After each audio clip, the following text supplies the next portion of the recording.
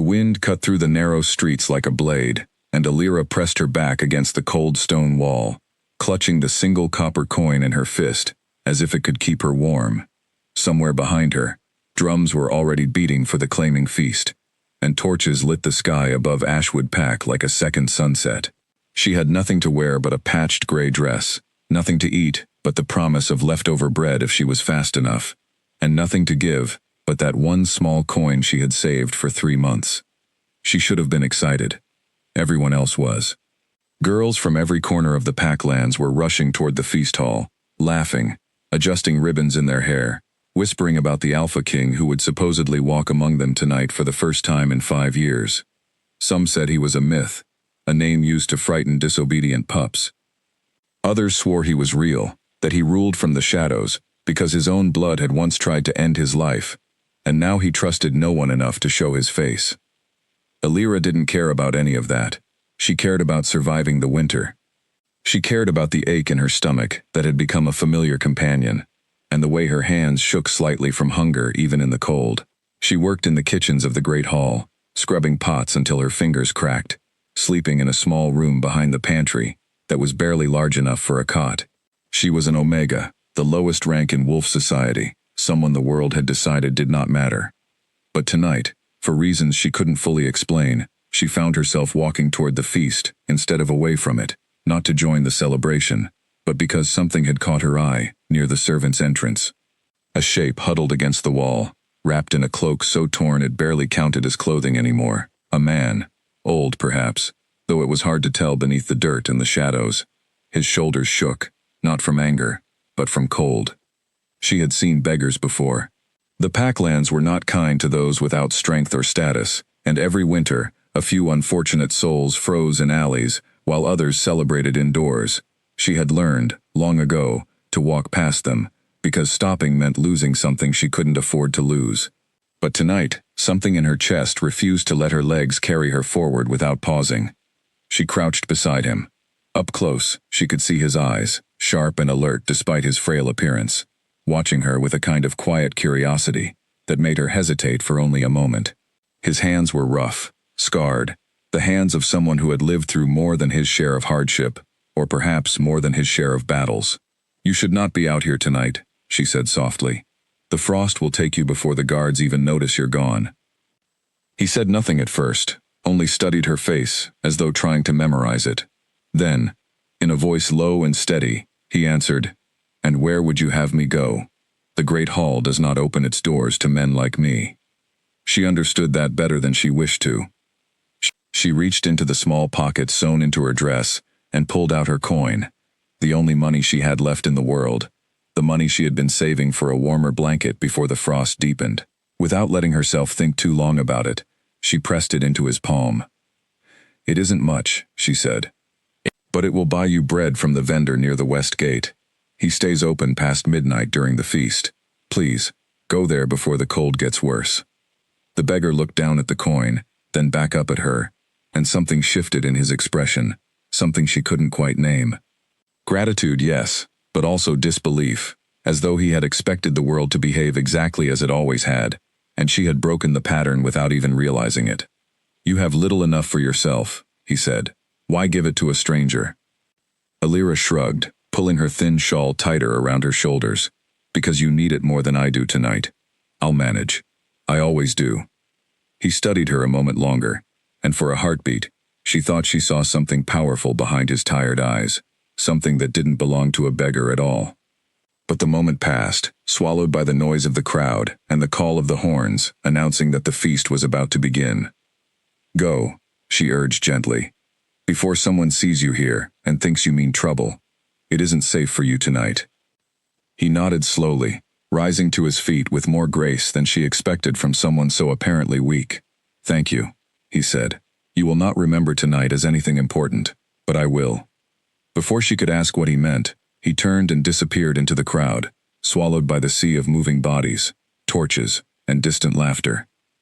Alira stood alone for a moment, staring after him, wondering if she had imagined the strange weight in his final words.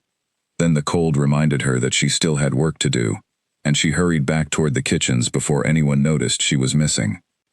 Inside the great hall, Chaos of a different kind was unfolding. Servants rushed between long tables loaded with food that Alira could only dream of tasting, carrying trays of roasted meat, baskets of fresh bread, bowls of glistening fruit that had been imported from warmer lands. The scent alone made her stomach twist painfully, but she pushed the feeling aside and focused on her tasks, refilling pitchers of water and wine, clearing plates, staying invisible the way she had trained herself to be. The nobles and high-ranking wolves filled the hall, dressed in furs and silks that cost more than Alira would earn in a lifetime. She recognized many of them from years of serving at similar events.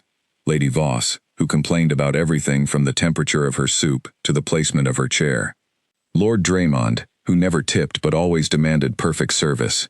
And near the front, seated at the highest table, Ressa, the daughter of the Pax Beta, a young woman as beautiful as she was cruel, already rumored to be one of the top choices for the Alpha King's attention. Alira kept her head down as she moved past their table, refilling cups without meeting anyone's eyes. She had learned long ago that eye contact with someone of higher rank could be interpreted as disrespect, or worse, as an invitation for cruelty. Ressa, in particular, had never missed an opportunity to remind Alira of her place, whether through cutting words or, on one memorable occasion, deliberately spilling wine across the floor, just to watch Alira scramble to clean it up, while other guests laughed. Tonight, however, Ressa seemed distracted, whispering with her companions about the Alpha King, about whether he would truly appear, about which of the eligible women in the hall he might choose. The rumors had grown wild over the years, painting him as either a monster too dangerous to look upon, or a recluse haunted by tragedy, or simply a man who had grown tired of being seen only for his crown, and never for himself. Alira didn't have the luxury of caring about any of it. Her world was smaller, harder, built around simple things like avoiding punishment, finishing her shift, and finding enough food to keep herself standing through another long night. As she made her rounds, she thought briefly of the beggar outside, wondering if he had made it to the bread vendor in time, wondering why the memory of his eyes lingered in her mind long after she should have forgotten him entirely. The feast wore on for hours. Music played from a raised platform, where musicians worked tirelessly to keep the atmosphere lively. Dancers spun across the open floor, their laughter echoing off the high stone ceilings. Alira's feet ached from standing, her arms sore from carrying heavy trays. But she kept moving, because stopping wasn't an option, not for someone in her position. Near midnight, a hush fell over the hall, as the horns sounded again, louder this time, more commanding. The doors at the far end of the room opened, and a figure stepped through, flanked by guards in formal armor. Whispers rippled through the crowd instantly, guesses and speculation flying from table to table. But the figure who entered was tall, composed, wearing armor, polished to a mirror shine, his face partially obscured by the shadow of his hood. Alira, standing near the kitchen entrance with an empty tray in her hands, watched along with everyone else, curious despite herself. This, she assumed, must be some representative of the Alpha King, perhaps an envoy sent to announce his arrival, or perhaps a decoy meant to test the loyalty of the pack before the true king revealed himself. Either way, it wasn't her concern. She had dishes to clean and a long night still ahead of her. She turned back toward the kitchen, unaware that the figure's eyes had found her across the crowded hall, unaware that behind that hood, a pair of familiar eyes studied her with quiet intensity, remembering the warmth of a small copper coin pressed into a stranger's palm, remembering a kindness given freely by someone who had nothing left to give. As Alira disappeared into the kitchen, the figure in the hood turned to one of his guards and spoke quietly, his voice low enough that no one nearby could hear the words.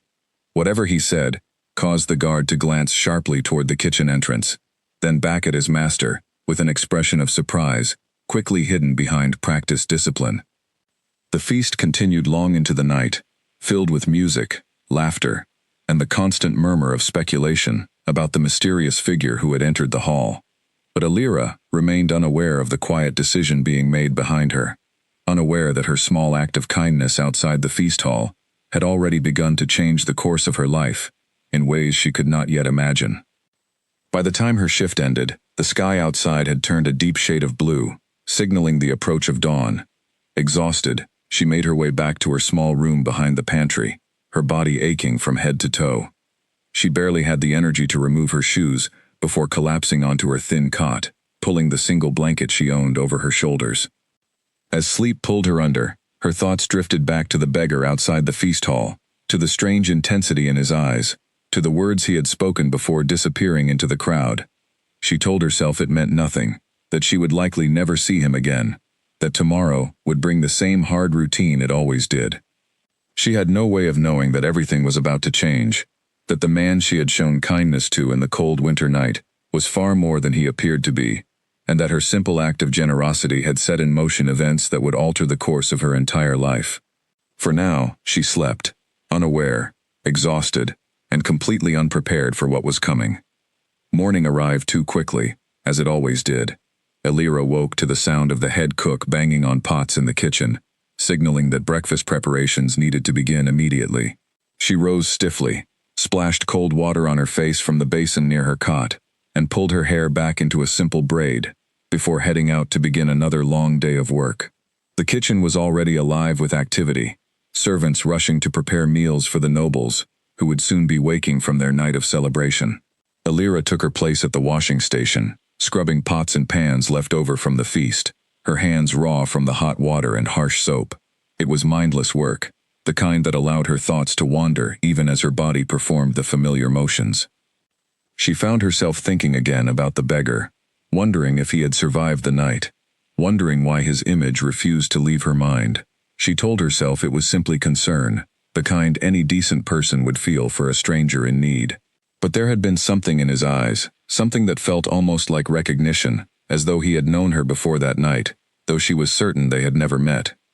As the morning wore on, rumors began circulating through the kitchen about the previous night's feast. The servants whispered about the mysterious figure who had entered near midnight, debating whether he had truly been the Alpha King, or simply another envoy sent to observe the proceedings. Some claimed to have seen him speaking with several of the eligible young women throughout the hall, though none could confirm exactly what had been said. Elira listened to the gossip with only half her attention, more focused on finishing her tasks before the head cook noticed any slowing in her pace. She had learned long ago that survival in her position depended on efficiency, on never giving anyone a reason to question her worth. Falling behind meant risking her place in the household, and losing her place meant losing the only shelter and food she had. It was nearly midday when one of the senior servants, a stern woman named Greta who oversaw the kitchen staff, called Elira over with a sharp gesture. Elira's stomach tightened instinctively, bracing herself for criticism or punishment, the way she always did when summoned unexpectedly. "There's a delivery at the servants' entrance," Greta said, her tone clipped and impatient. "Someone's asking for you specifically. Go see what they want, and be quick about it. We don't have time for distractions today." Confused, Elira made her way toward the servants' entrance, wondering who could possibly be asking for her. She had no family remaining, no friends beyond the other servants, and certainly no reason for anyone of importance to seek her out. When she reached the door and stepped outside, she found a young guard standing there, holding a small wrapped package in his hands. "Are you Elira?" the guard asked, his tone formal but not unkind. She nodded cautiously, unsure what to expect. "This is for you," he said, extending the package toward her. "I was told to deliver it personally, and to say nothing more than this: a debt has been remembered." Before she could ask any questions, the guard turned and walked away, leaving her standing alone with the mysterious package in her hands. She glanced around, half expecting someone to jump out and reveal the whole thing as some cruel joke at her expense, the kind of prank that higher-ranking wolves sometimes played on servants for entertainment. But no one appeared, and the courtyard remained quiet, except for the distant sounds of the kitchen behind her. Curiosity outweighed her caution, and she carefully unwrapped the package. Inside, she found a small pouch filled with coins, far more than she had ever possessed at one time in her entire life. Beneath the pouch lay a folded piece of parchment, and with trembling hands, she opened it to read the message written in elegant, careful handwriting. The note was brief, but its words struck her deeply. It read simply, "Kindness given freely is never forgotten. Thank you for the warmth you offered a stranger on a cold night. This is not payment, for what you gave cannot be measured in coin, but perhaps it will ease your winter." Elira stared at the note for a long moment, her mind racing to understand what had happened. The beggar. It had to be connected to the beggar she had helped the previous night. But how could someone so clearly destitute have arranged for a guard to deliver coins and a message the very next day? Nothing about the situation made sense, and the confusion left her feeling unsettled rather than grateful. She tucked the pouch and the note carefully into the pocket of her dress, deciding to think through the mystery later, once her shift ended, and she had time to process what had happened. For now, she needed to return to the kitchen before Greta noticed her absence, and demanded an explanation she wasn't prepared to give. The rest of the day passed in a blur of familiar tasks, though Alira's mind kept drifting back to the strange encounter, and the coins now hidden in her pocket. She wondered if she should tell anyone about it, but something instinctive warned her against sharing the information. In a place where servants competed fiercely for favor and resources, revealing that she possessed unexpected wealth could invite jealousy, suspicion, or worse. That evening, after her shift finally ended, Alira retreated to her small room and sat on her cot, pulling out the pouch of coins and the note once again. She counted the coins carefully, realizing that the amount was enough to buy warm clothing, extra food, and perhaps even save something toward eventually leaving her current position for something better. It was more generosity than she had received from anyone in years, and it left her both grateful and deeply confused. Who was the beggar truly? And how had he managed to arrange such a gift so quickly?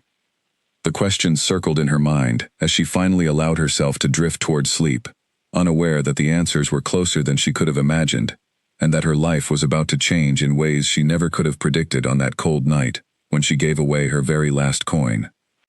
3 days passed before Alira saw the guard again, and this time, he was not alone. She had just finished delivering a tray of tea to one of the sitting rooms when she noticed him standing near the main entrance of the great hall, speaking quietly, with another man dressed in fine traveling clothes. Something about the second man's posture caught her attention, though she couldn't immediately explain why.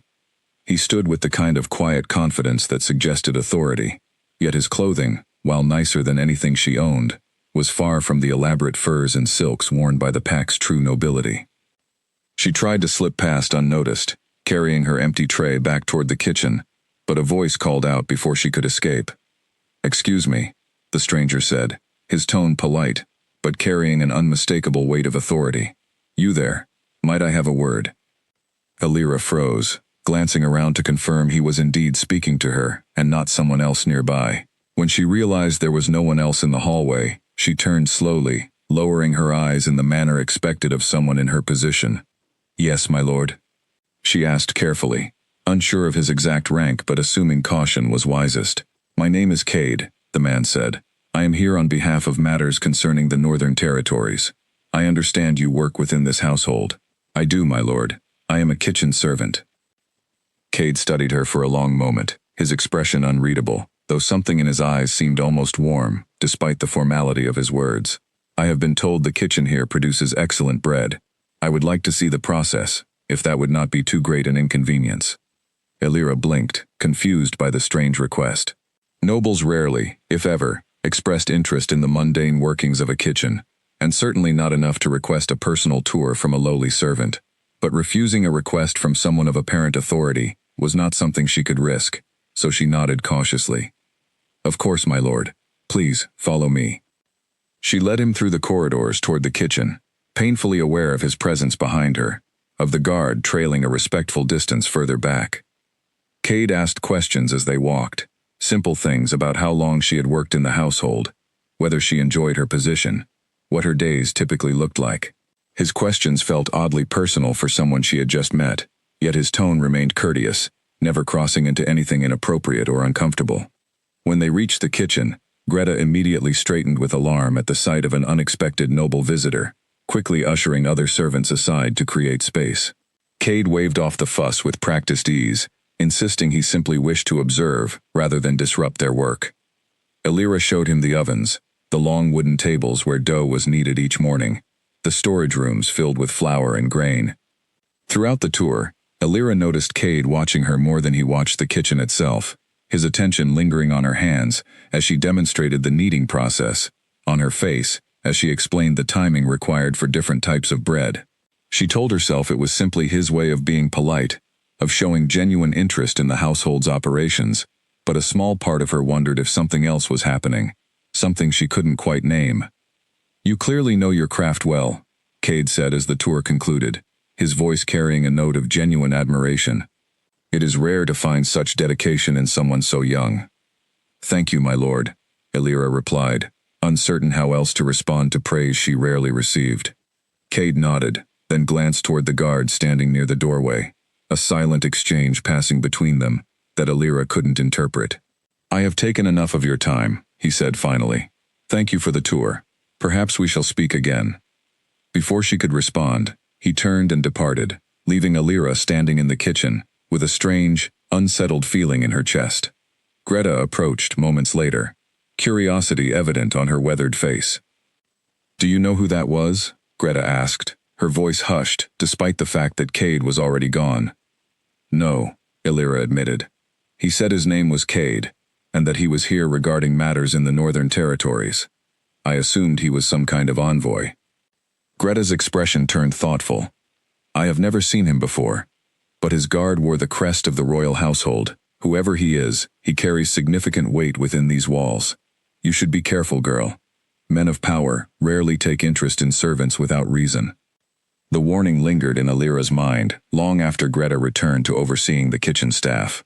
She wondered what reason Cade could possibly have for seeking her out, for asking so many personal questions, for watching her with such quiet intensity throughout their brief encounter. She told herself it was simply curiosity on his part, nothing more, but the memory of his eyes refused to leave her thoughts entirely. Over the following days, Elira found herself unexpectedly crossing paths with Cade more frequently than seemed like simple coincidence. He appeared near the kitchen entrance when she was fetching water from the well. He walked past the servants' quarters when she was hanging laundry to dry. Each encounter was brief, polite, filled with small conversation that revealed little about his true purpose within the household, yet left her feeling increasingly curious about the man behind the careful formality. During one such encounter, as she carried a basket of vegetables from the storage cellar, Cade fell into step beside her, offering to help carry the heavier items despite her protests that it wasn't proper for someone of his standing to perform such tasks. I don't concern myself much with what is considered proper, he said, taking hold of one side of the basket regardless of her objections. I find most rules about propriety exist simply to maintain distance between people who might otherwise understand each other quite well. Elira glanced at him sideways, surprised by the unconventional sentiment. That's an unusual thing for a nobleman to say. Perhaps I am an unusual nobleman, he replied, a faint smile touching his lips. They walked together in comfortable silence for a moment, before Elira found herself asking a question that had been building in her mind since their first meeting. May I ask why you continue to seek me out, my lord? I am only a kitchen servant. Surely there are more important matters requiring your attention. Cade paused, considering his answer carefully before speaking. I find your company refreshing, he said finally. Most people I encounter want something from me, whether they realize it or not. Favor, influence, protection. You have asked for nothing since the moment we met. That is rare enough to notice. His words struck something deep within her, a recognition of her own experience mirrored back at her from someone whose life she could barely imagine. She had spent years being overlooked, undervalued, treated as invisible by those who held power. The idea that someone in his position might feel similarly unseen, despite his obvious wealth and authority, was difficult to comprehend, yet something about his sincerity convinced her it was true. I suppose we are both simply trying to be seen for who we are, rather than what others expect us to be, she said softly. Cade's expression shifted, something warm and genuine breaking through his usual composed demeanor. Yes, he agreed quietly. Exactly that. Their conversation continued as they walked back toward the kitchen, touching on lighter topics, her favorite foods to prepare, his memories of traveling through different territories, the strange local customs he had encountered along his journeys. For the first time in longer than she could remember, Elira found herself laughing genuinely, forgetting momentarily the exhaustion and hardship that typically defined her days. When they finally reached the kitchen entrance, Cade helped her set down the basket before stepping back, his expression turning more serious. I must attend to other matters for the remainder of the day, he said. But I have enjoyed our conversation greatly. Perhaps we might speak again soon. I would like that, Elira admitted, surprising herself with the honesty of her response. As Cade departed, Elira returned to her work, with a lighter heart than she had felt in years, though a persistent uncertainty remained beneath her happiness.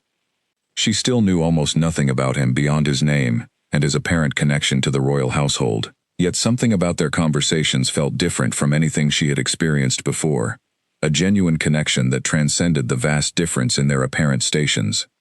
That evening, as she prepared for sleep in her small room, Elira found herself thinking about the pouch of coins still hidden beneath her cot, about the mysterious note thanking her for kindness shown to a stranger, about the strange coincidence of Cade's sudden interest in her life shortly after that encounter.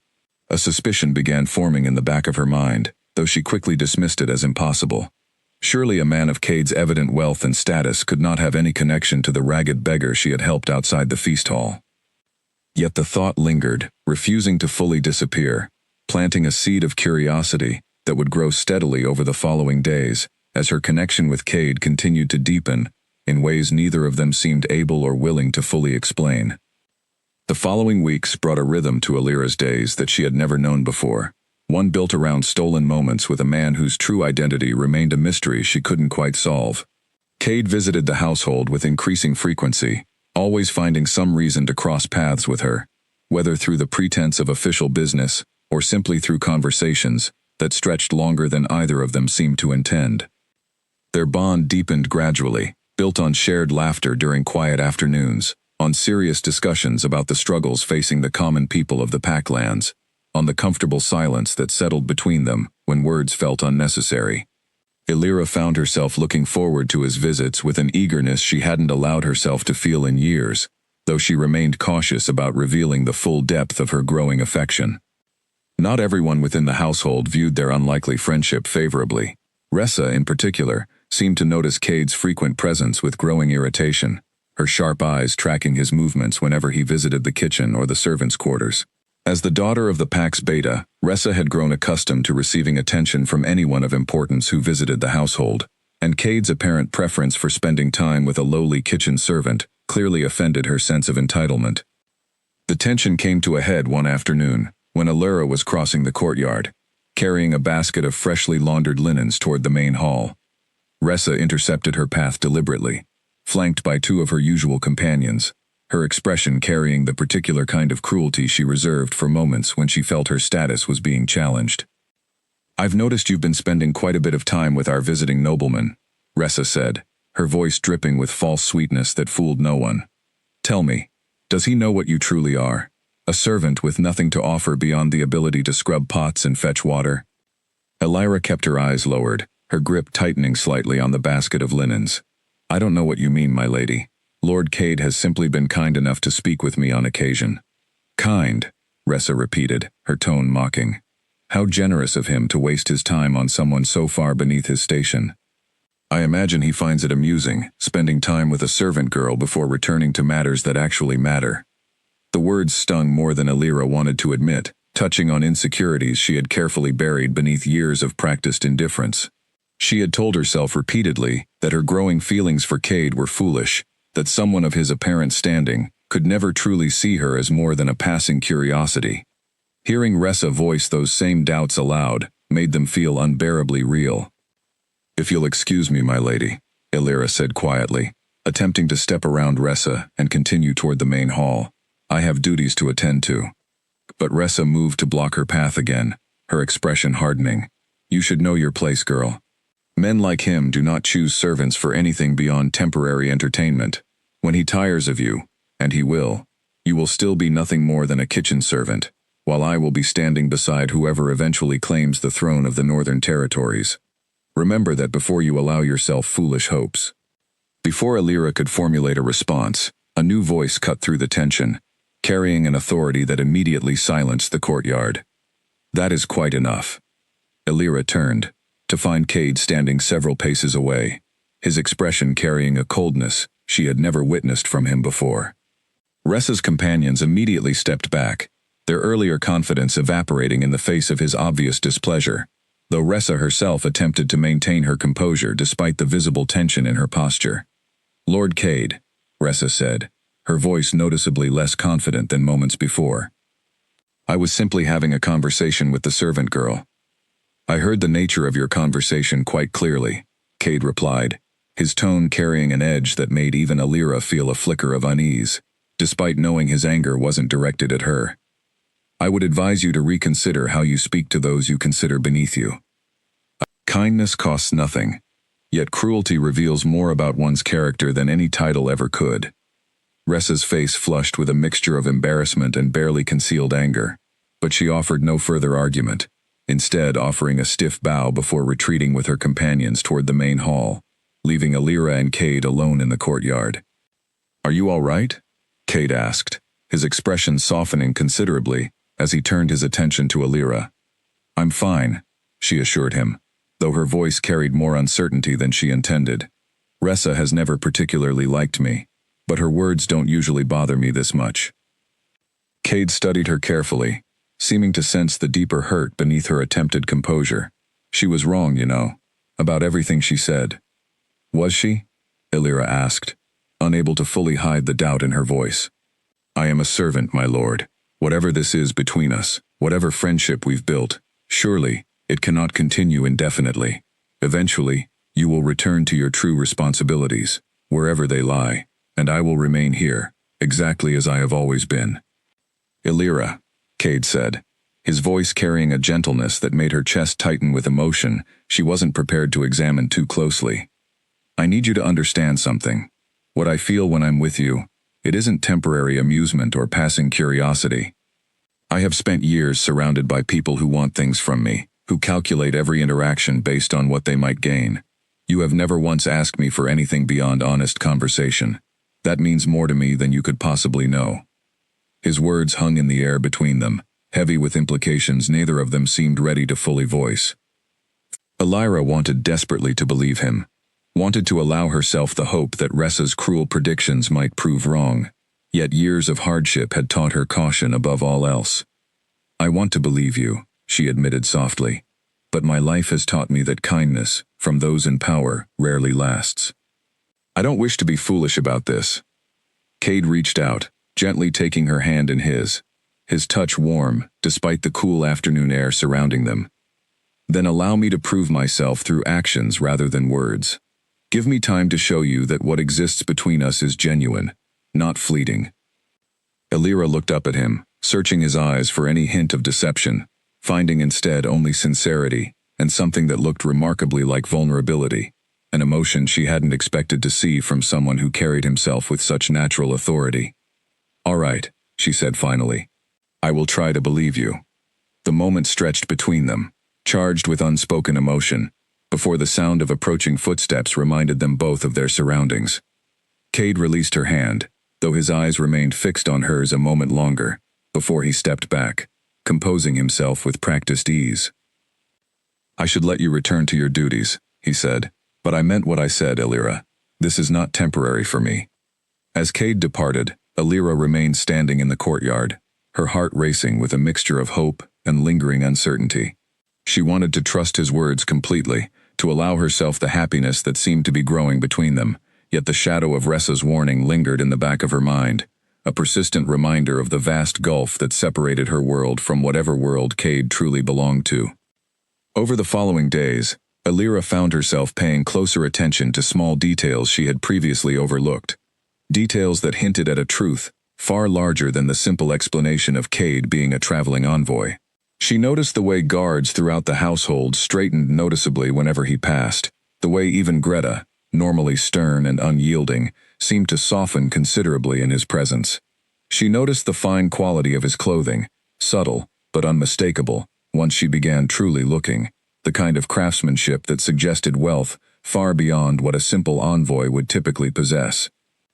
One evening, as she carried supplies toward the storage cellar, she overheard two guards speaking quietly near the entrance, their conversation carrying just far enough for her to catch fragments of their words.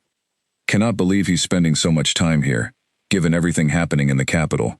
The king's business rarely explains itself, but this seems unusual even for him. The word king caught Alira's attention immediately, freezing her in place as she strained to hear more of their conversation. But the guards moved further away before she could catch additional details, leaving her with only fragments and a growing sense of unease. Surely they couldn't have been referring to Cade. He had never claimed any connection to the Alpha King, beyond his role as some kind of representative handling northern territorial matters. Yet the suspicion that had been quietly building since her earliest interactions with Cade grew stronger with each passing day, refusing to be fully dismissed, no matter how many times she tried to convince herself the idea was impossible. The way he carried himself, the respect he commanded from even the most senior members of the household, the mysterious circumstances surrounding his frequent visits, all of it began forming a pattern she couldn't ignore. She thought again of the beggar outside the feast hall, of the coin she had given him, of the strange gift that had arrived the following day with its cryptic message about remembered kindness. Could it be possible that the ragged, cold stranger she had helped that night was somehow connected to Cade? The idea seemed impossible, absurd even, yet the timing felt too significant to be pure coincidence. She decided, finally, that she needed answers rather than continued speculation. The next time Cade visited, she would ask him directly about his true identity, regardless of how uncomfortable the question might prove to be. She deserved honesty, especially if her growing feelings for him were to have any chance of surviving the inevitable challenges ahead. That opportunity arrived sooner than she expected, on an evening when Cade appeared unannounced near the kitchen entrance, just as her shift was ending. His expression carried a seriousness she hadn't seen before, a weight that suggested something significant had happened, or was about to happen. "Elira," he said, his voice carrying an urgency that immediately captured her full attention. "I need to speak with you about something important. Would you walk with me?" She nodded, setting aside her remaining tasks, despite Greta's disapproving glance from across the kitchen. As they walked together toward the quiet gardens behind the main hall, Elira gathered her courage, determined to finally voice the questions that had been building within her for weeks.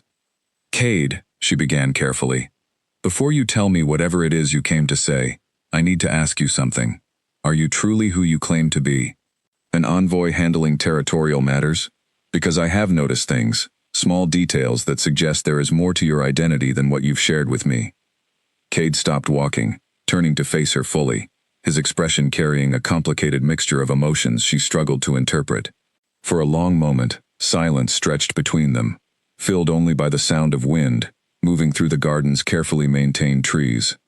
"You're right to notice those things," he said finally, his voice quiet but steady. "There is more to my identity than I have shared with you. I have been hesitant to reveal the full truth, not because I don't trust you, but because I feared how it might change what exists between us." Elira's heart raced, uncertain whether to feel vindicated by her suspicions or frightened by whatever truth was about to be revealed. "Please," she said, "I would rather know the truth, whatever it may be, than continue living with uncertainty." Cade nodded slowly, seeming to gather his resolve before speaking again. "I promise you, Elira, I will tell you everything, but not tonight, and not in this place. What I need to share with you requires proper circumstances, ones where I can explain fully without risk of the wrong ears overhearing. Can you trust me a little longer? I promise the wait will not be long." Though frustration bubbled beneath her patience, Elira found herself nodding despite her uncertainty. Something in his eyes convinced her that whatever truth he was preparing to share carried significant weight, perhaps even danger, and she understood instinctively that pressing him further in that moment would accomplish nothing beyond causing him unnecessary distress. "All right," she agreed softly. "I will wait. But please, don't make me wait too long. The uncertainty is difficult to bear." "I understand," Cade said, relief evident in his expression. "I promise you, everything will become clear soon. And Elira, whatever you discover about my true identity, I need you to remember that everything I have felt for you during our time together has been completely genuine. That truth will not change, regardless of what else you learn." His words carried a weight that both comforted and unsettled her, hinting at complications far greater than she had initially imagined. As they continued walking through the quiet garden, Elira found herself both eager and terrified for the moment when the full truth would finally be revealed, uncertain whether her growing feelings for Cade could survive whatever revelation awaited her in the days to come. Days passed following that quiet conversation in the garden, and Elira found herself caught between anticipation and anxiety, waiting for Cade to fulfill his promise of revealing the truth about his identity. He had not visited the household since that evening, and the absence left her with too much time to imagine every possible explanation, each one more troubling than the last. She continued her daily routine, scrubbing pots, kneading dough, carrying supplies throughout the household, but her mind remained distracted, constantly circling back to the mystery surrounding the man who had somehow become the most significant presence in her otherwise unremarkable life. Greta noticed her distraction more than once, offering pointed comments about servants who allowed themselves to become preoccupied with matters beyond their station, though her tone lacked the usual sharpness, suggesting perhaps even Greta harbored some sympathy for Alira's situation. Ressa, meanwhile, seemed to relish Cade's continued absence, using every opportunity to remind Alira of her earlier warnings. During a chance encounter near the well, Ressa approached with her usual companions, her expression carrying satisfaction rather than her typical cruelty. "I notice your nobleman friend hasn't visited in quite some time," Ressa observed, her tone falsely sympathetic. "Perhaps he has finally realized the foolishness of associating with a kitchen servant. It happens eventually, you know. Reality tends to intrude on such fanciful arrangements."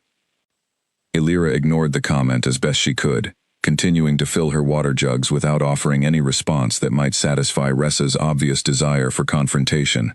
Yet the words lingered uncomfortably, feeding the uncertainty she had been struggling to suppress since Cade's mysterious departure. Nearly a week passed before circumstances shifted unexpectedly. Alira had just finished her evening duties when Greta approached her with an unusual instruction, informing her that she was being summoned to a private meeting room within the household, though Greta seemed as confused about the reason as Alira herself. "I don't know what this is about," Greta admitted, her weathered face showing genuine puzzlement. "But the messenger was quite insistent that you attend immediately, and he carried the royal seal. Whatever this concerns, girl, you should go quickly." The mention of the royal seal sent a jolt of nervous energy through Alira's body as she hurried to follow the messenger through unfamiliar corridors of the household, corridors typically reserved for high-ranking visitors and important business. Her mind raced with possibilities, though none of them felt adequate to explain why she, a simple kitchen servant, would be summoned to such an important meeting. The messenger led her to a modest but elegantly furnished room, its walls lined with tapestries depicting scenes of northern forests and mountain ranges. Cade stood near the window, his posture tense, though his expression softened considerably upon seeing her enter the room. Beside him stood an older man dressed in formal advisor's robes, his expression carrying a mixture of curiosity and evaluation as his eyes assessed Alira from head to toe. "Alira," Cade said, stepping forward to greet her. "Thank you for coming. I know this must seem strange, being summoned so unexpectedly." "I admit, I'm quite confused," Alira replied honestly, glancing between Cade and his advisor with growing uncertainty. "Greta mentioned something about a royal seal. What is happening?" Cade exchanged a brief glance with his advisor before turning his full attention back to Alira, his expression carrying the seriousness she had noticed during their conversation in the garden. "I promised you the truth, and I intend to keep that promise now. But I need you to understand something important before I explain further. What I am about to share with you must remain strictly confidential. The safety of many people depends on discretion." Alira nodded slowly, her heart racing with anticipation and nervous energy. "I understand. Please, tell me what's happening." Cade took a deep breath, seeming to gather his courage before speaking. "The identity I have presented to you, and to this household, is not entirely accurate. I am not simply an envoy handling territorial matters on behalf of the crown. I hold a position of considerably greater significance within the Northern Territories." "What position?" Alira asked, though something in her chest already suspected the answer, even as her mind struggled to fully accept it. Cade's advisor stepped forward slightly, his voice carrying formal authority as he spoke. "You are addressing His Majesty, the ruling Alpha King of the Northern Territories. He has chosen, for reasons of his own, to withhold his true identity while conducting personal business throughout the Packlands." The words hit Alira like a physical blow, her mind racing to reconcile everything she thought she knew about Cade with this staggering revelation. The Alpha King, the mysterious ruler who hadn't shown his face publicly in years, whose true appearance remained a subject of endless speculation throughout every Pack territory. The man standing before her, the same person who had shared quiet conversations with her, who had defended her against Ressa's cruelty, who had held her hand with such gentle sincerity in the garden, was the most powerful figure in the entire Northern Territories. I don't understand, Illyra managed to say, her voice barely above a whisper. Why would the Alpha King disguise himself to visit a household kitchen? Why would you spend time with a servant girl when you could command the attention of anyone in the territories? Cade stepped closer, his expression carrying vulnerability that seemed at odds with the immense power his true title represented. Because I have spent years surrounded by people who see only my crown, never the person wearing it. I disguise myself when traveling specifically to escape that reality, to interact with people who treat me as simply another person, rather than someone to be feared, flattered, or manipulated for personal gain. And the beggar, Illyra said slowly, pieces finally clicking together in her mind. Outside the feast hall. That was you as well, wasn't it? Cade nodded, his expression softening further. Yes. Before every claiming feast, I disguise myself and observe the pack from the shadows, watching how people treat those they believe hold no power or status. It reveals more about someone's true character than any formal introduction ever could. When you gave me your last coin that night, expecting nothing in return, knowing nothing about who I truly was, I knew immediately that I had found someone rare, someone whose kindness was genuine, not calculated for personal benefit. Illyra's mind reeled, struggling to process the magnitude of what she was learning. Every interaction they had shared, every conversation, every moment of growing connection, all of it had occurred while she remained completely unaware that she was speaking with the most powerful figure in the entire Northern Territories. Why tell me now? She asked, still struggling to fully absorb the revelation. You could have continued this deception indefinitely, or simply ended our friendship without ever revealing the truth. Because what exists between us has become too significant to hide any longer, Cade said, his voice carrying quiet conviction. I care for you deeply, Illyra, and continuing to deceive you about something so fundamental felt increasingly wrong. You deserve honesty, especially given how genuine your feelings and actions have been throughout our time together. The advisor cleared his throat gently, drawing attention back to himself. There is another matter requiring discussion, he said carefully. His Majesty's continued disguised visits to this household have not gone entirely unnoticed. Whispers have begun circulating throughout the capital regarding his frequent absences and the reasons behind them. It has become necessary to consider how this situation should proceed, particularly given the approaching claiming feast, where His Majesty is expected to formally reveal himself and consider potential matches among the eligible women of the various packs. Illyra's stomach tightened at the mention of the claiming feast, understanding immediately the implications of what the advisor was suggesting. If Cade's true identity as the Alpha King became public knowledge, and if their growing relationship continued, she would somehow need to navigate a world of politics, expectations, and scrutiny far beyond anything she had ever experienced. What does this mean for us? She asked, directing the question toward Cade rather than his advisor. Cade reached for her hand again, his grip firm and reassuring despite the uncertainty surrounding their situation. It means I need you to trust me a little longer.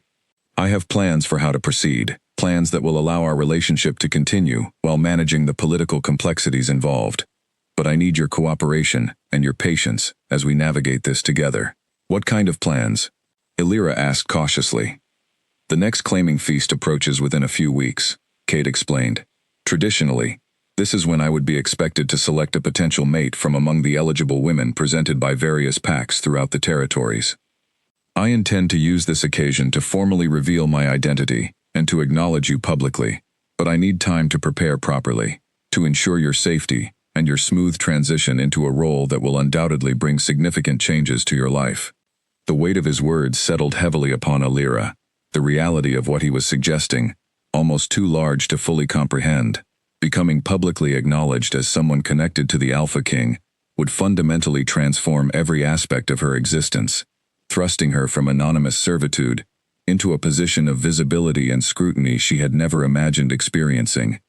I need time to think about all of this, she admitted honestly, her voice carrying the exhaustion of processing such overwhelming information in such a short span of time.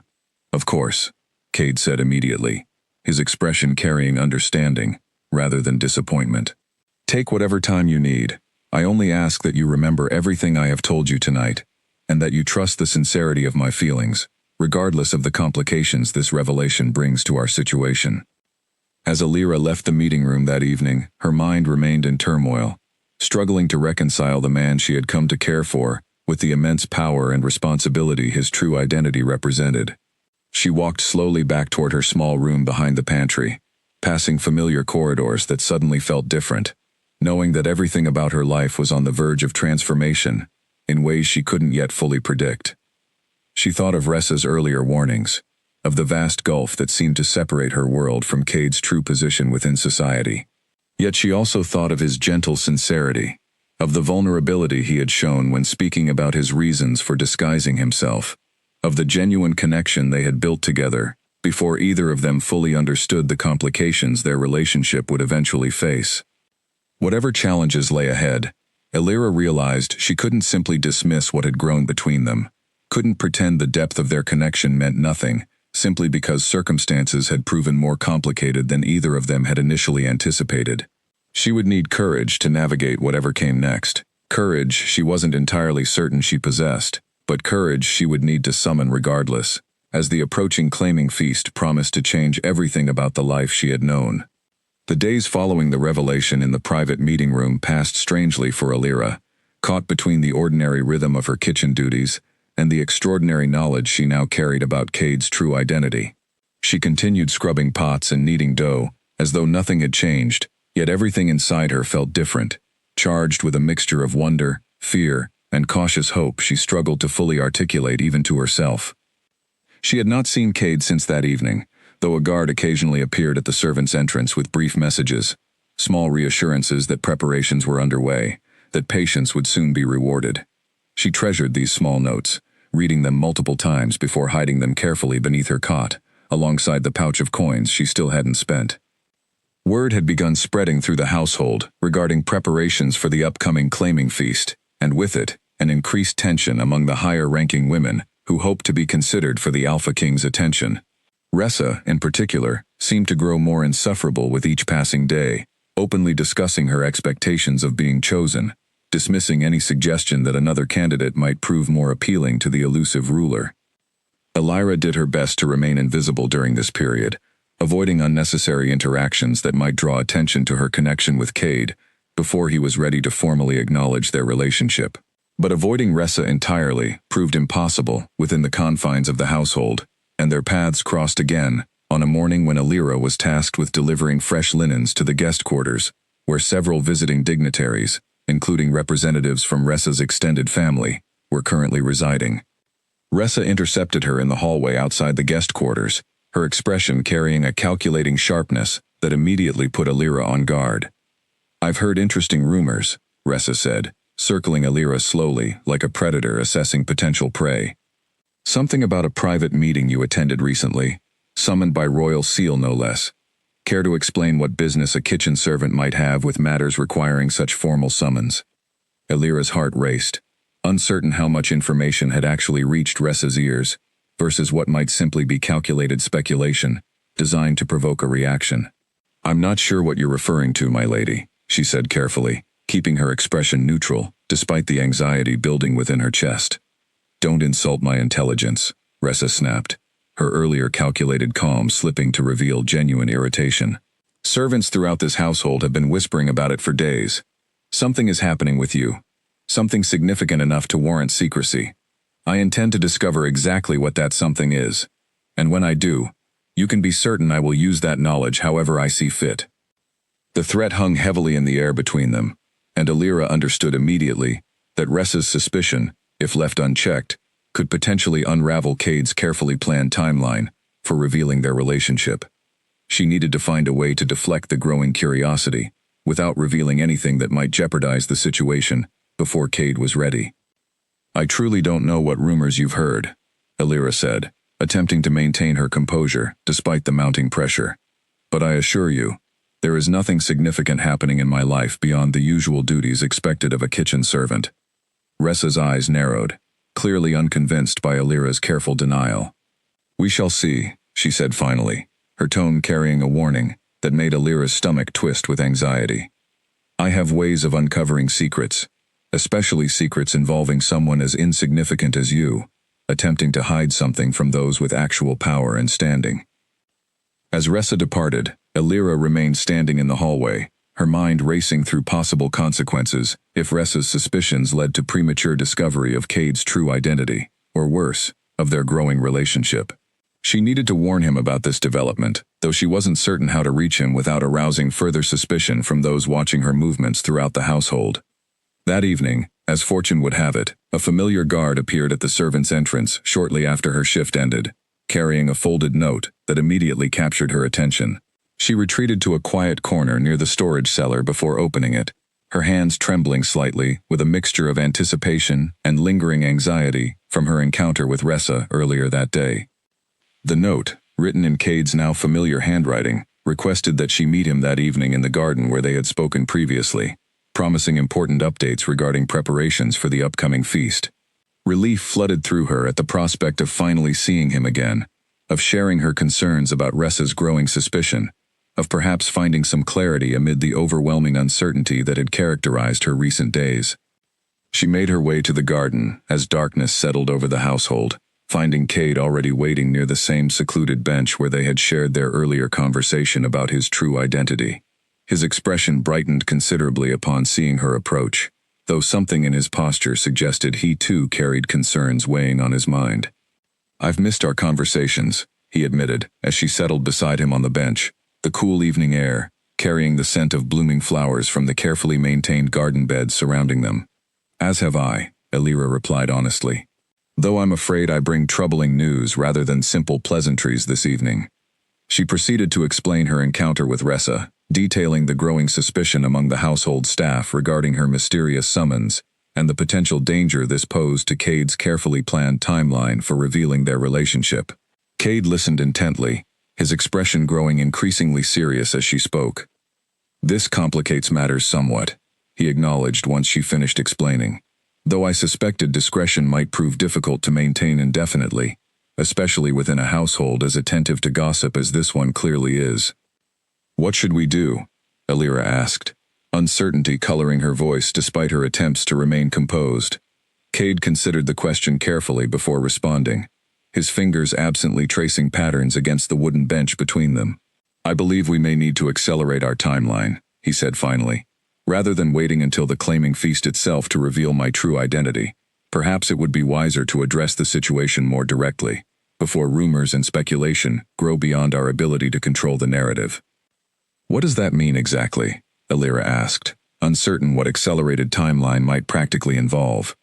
"It means," Cade said, turning to face her fully, "that I intend to formally announce my presence within this household sooner than originally planned. Rather than allowing suspicion and gossip to shape how our relationship becomes known, I would prefer to control that narrative myself, ensuring your safety and reputation remain protected throughout the process." The prospect filled Elira with a complicated mixture of relief and renewed anxiety. Relief, because the uncertainty of maintaining secrecy while under increasing scrutiny had grown genuinely exhausting. Anxiety, because formal acknowledgement of their relationship would immediately thrust her into a world of political complexity and public attention she felt entirely unprepared to navigate. "I'm frightened," she admitted quietly, allowing herself a moment of vulnerability she rarely permitted in front of others. "Not of you, but of everything this revelation will bring. I know nothing about court politics, about the expectations placed upon someone in your position, about how to navigate the world you truly belong to." Cade reached for her hand, his grip warm and reassuring despite the weight of everything they were discussing. "You won't need to navigate any of it alone," he promised. "I will be beside you throughout every step of this transition, ensuring you have the support and guidance necessary to adjust to whatever changes lie ahead. And Elira, please remember, the qualities that drew me to you in the first place, your genuine kindness, your resilience, your refusal to calculate every interaction for personal gain, those qualities remain valuable, regardless of the world you find yourself navigating." His words provided some measure of comfort, though the underlying anxiety about the challenges ahead remained firmly present within her chest. They sat together in comfortable silence for several minutes, simply enjoying each other's company amid the quiet beauty of the evening garden, before Cade spoke again, his tone shifting to address more practical matters. "I will need to speak with the pack elders, and with your immediate superiors within the household. Regarding the situation, he explained, this will need to be handled carefully, ensuring proper protocols are followed, while also protecting you from any potential backlash or resentment that might arise from those who feel threatened by these developments. Ressa will certainly feel threatened, Alira observed, unable to suppress a note of dark humor despite the seriousness of their conversation. Ressa's feelings are not my primary concern, Cade replied firmly. Your safety and well-being take precedence over any political maneuvering she might attempt in response to this news. Their conversation continued for another hour, discussing practical matters regarding how the revelation should proceed, what protections might be necessary to ensure Alira's safety during the transition, and how various members of the household hierarchy might react to news of the Alpha King's genuine affection for someone previously considered among the lowest ranks of pack society. Throughout their discussion, Alira found herself increasingly reassured by Cade's obvious commitment to protecting her interests, even as the practical challenges ahead continued to feel daunting. As their meeting concluded and Cade prepared to depart, he paused, turning back toward her with an expression carrying deep sincerity. Alira, regardless of the challenges we face in the coming days, I need you to know that my feelings for you remain unwavering. This is not a temporary infatuation or a passing curiosity born from my unusual disguise during our initial meeting. What I feel for you is genuine, and I intend to honor that feeling through whatever difficulties lie ahead.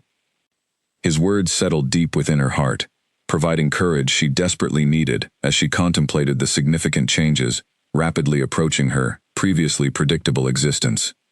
Thank you, she said softly, for everything. For seeing me as more than my station, for treating me with genuine respect despite the vast difference in our circumstances.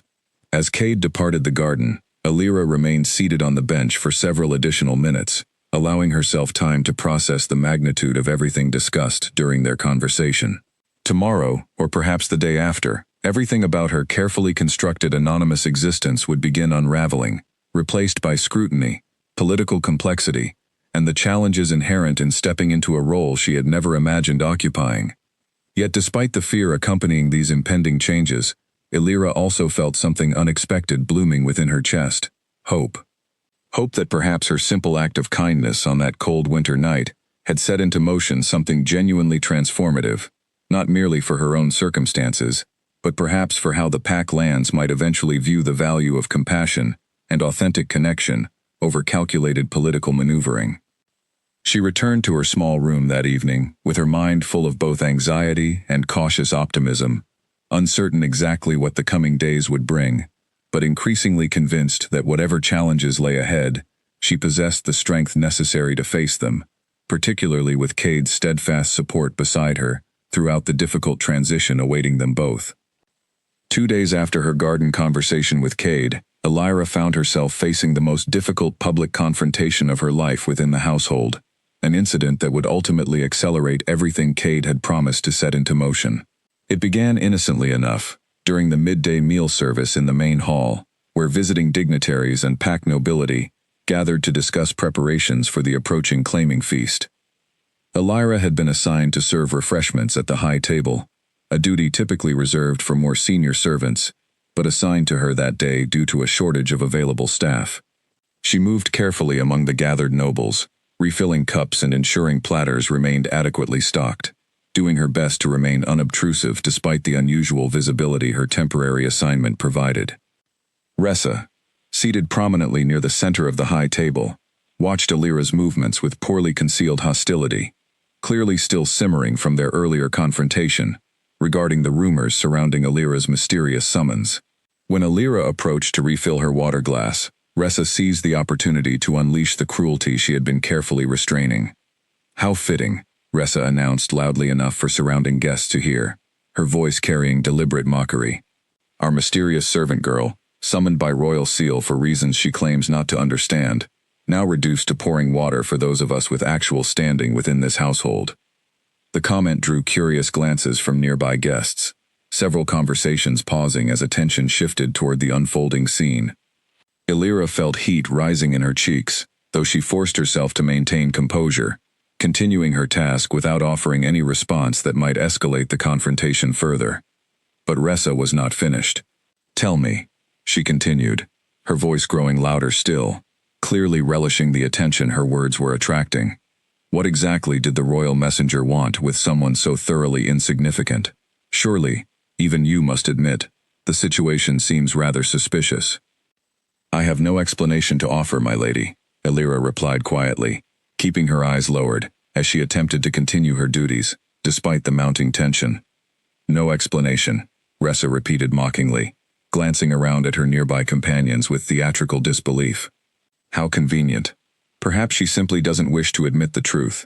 Perhaps she has been engaging in behavior unbecoming of someone in her position, behavior that might explain such unusual attention from royal messengers. The implication in Ressa's words carried an unmistakable insult, suggesting improper conduct that made Illyra's chest tighten with humiliation and anger she struggled desperately to contain. Several guests nearby began whispering among themselves, clearly entertained by the unfolding spectacle at Illyra's expense.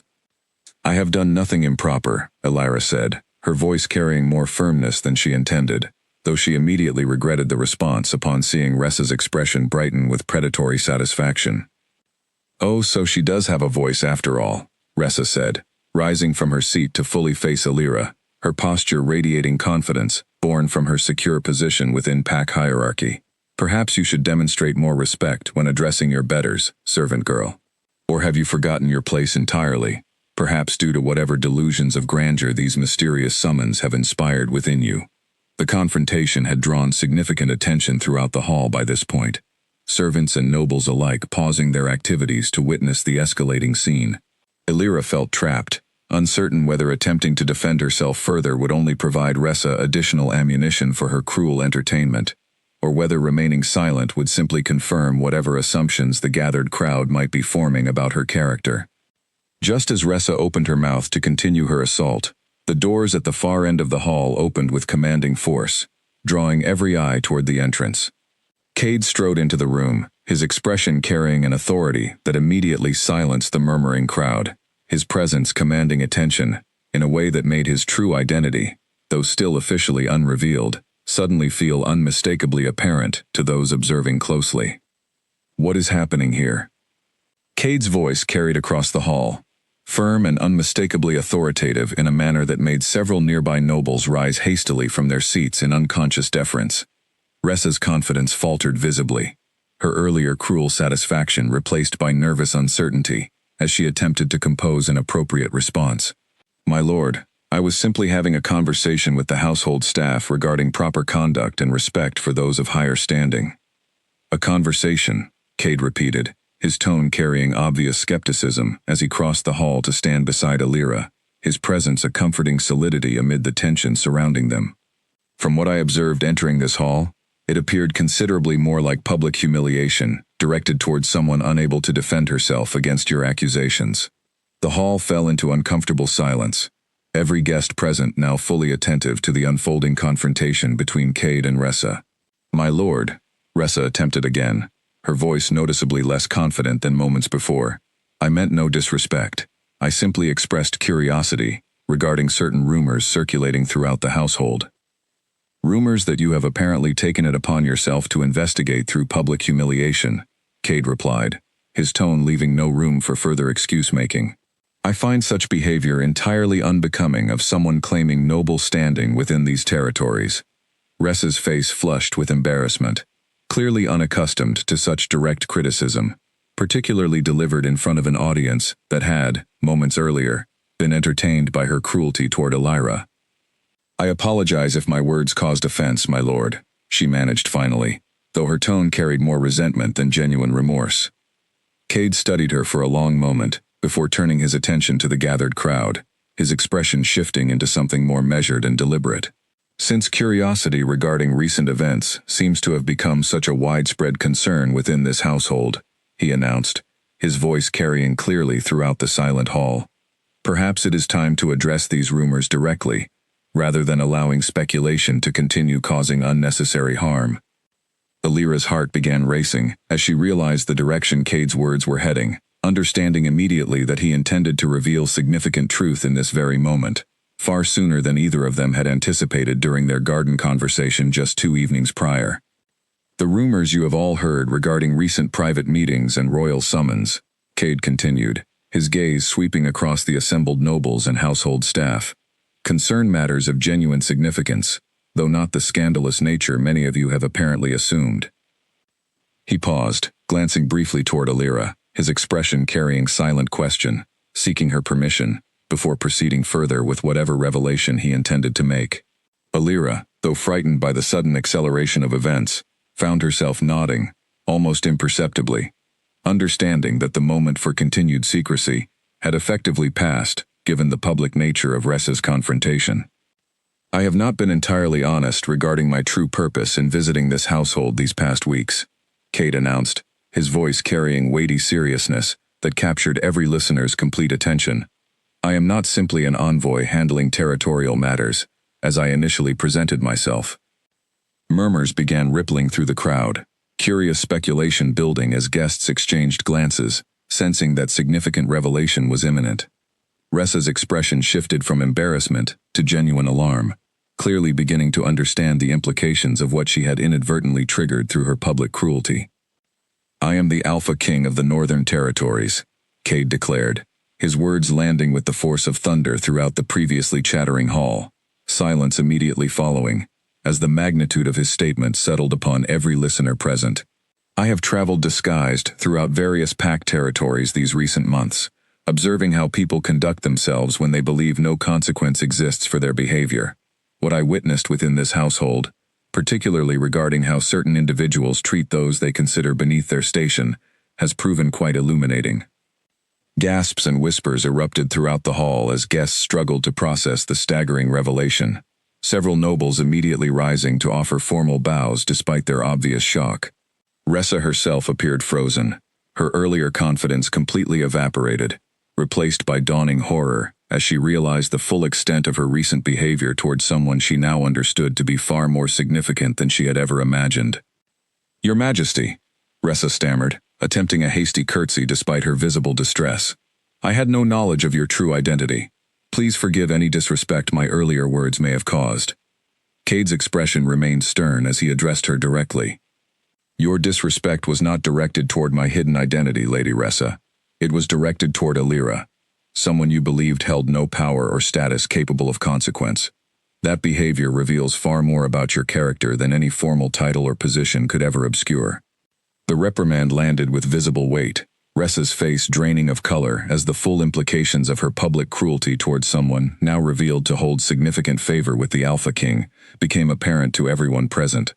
Throughout the hall, expressions shifted from shock to careful reassessment, particularly among those who had witnessed Ressa's earlier mockery of Alira, now understanding they had witnessed something considerably more significant than simple servant gossip.